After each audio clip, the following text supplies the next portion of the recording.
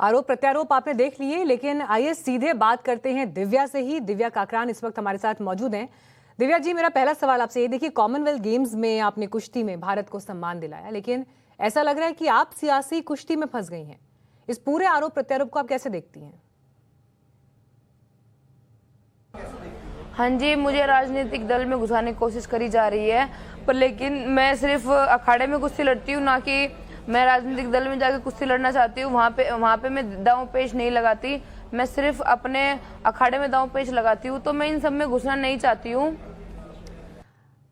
आपने दिल्ली से खेलने का सबूत दे दिया, लेकिन एक सवाल ये कि आखिर आपको ये कहने की जरूरत ही क्यों पड़ी कि आपको सम्मान दिया जाए या मदद दी जाए? यानी क्या कोई सिस्टम ही नहीं है जिसमें अच्छा खेलने वाले खिलाड़ियों की मदद की जाती हो अपने आप?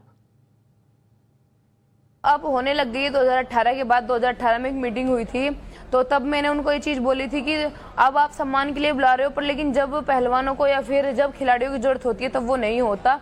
उस बात पे सुनवाई हुई है, सबको सुविधा मिल रही है सिवाय मुझे छोड़ के, क्योंकि मुझे लगता है कि शायद उनके अहम पे वो बात पहुंच चुकी है, इसलिए मुझे उसका खामियाजा मुझे भुगतना पड़ रहा है।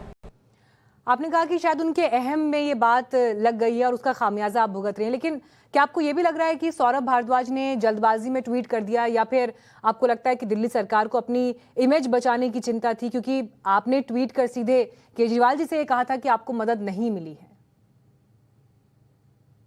हाँ जी, उनको खुद सोचना चाहिए कि वो खिलाड़ी से सबूत मांग रहे हैं और मैंने सबूत दिए, उसके बाद भी कौन सा फोन आ गया है, या फिर उसके बाद भी कौन सा मुझे जो मेरे हक का पैसा रुका पड़ा है, जो मेरा सम्मान जो दिल्ली को करना चाहिए वो कौन सा उन्होंने कर दिया। अभी तक तो मेरे पास ऐसा कोई संदेश या कोई ईमेल नहीं आई है।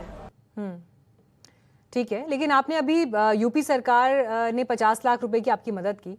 क्या आपको लगता है कि इस विवाद के बाद दिल्ली सरकार भी आपकी कोई मदद करेगी?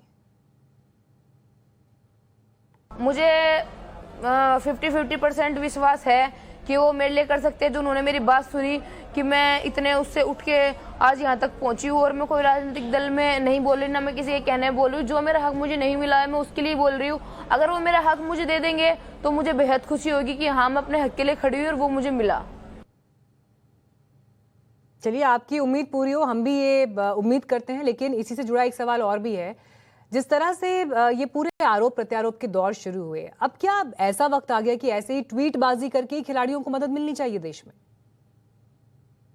पहली बात तो कि अब तो सभी राज्यों में बहुत ज्यादा हेल्प होती है हर एक खिलाड़ी की, ये और हमारे दिल्ली राज्य में भी अभी जैसे कि कितने जिन्होंने बताया कि कितनी पॉलिसी खुल चुकी है, 16 लाख की और 5 लाख की छोटे बच्चों के लिए, बड़े बच्चों के लिए, तो वो उन सब के लिए खुल चुकी है सिवाय मुझे छोड़ के। तो अब ऐसा नहीं हो रहा है कि किसी और बच्चे को ऐसा बोलना पड़ेगा, उनका काम मैं कर चुकी हूँ। ठीक है, चलिए, आप कई उम्मीदें यहाँ पर जता रही हैं और आपने खुले मंच से अपने जो तमाम कंसर्न्स है उनको रखा। उम्मीद यही कि खिलाड़ियों को ऐसा करने की जरूरत ना पड़े और उनके लिए एक व्यवस्था खुद मौजूद हो। बहुत धन्यवाद दिव्या, आपका हमारे साथ जुड़ने के लिए और देश के लिए मेडल लाने के लिए।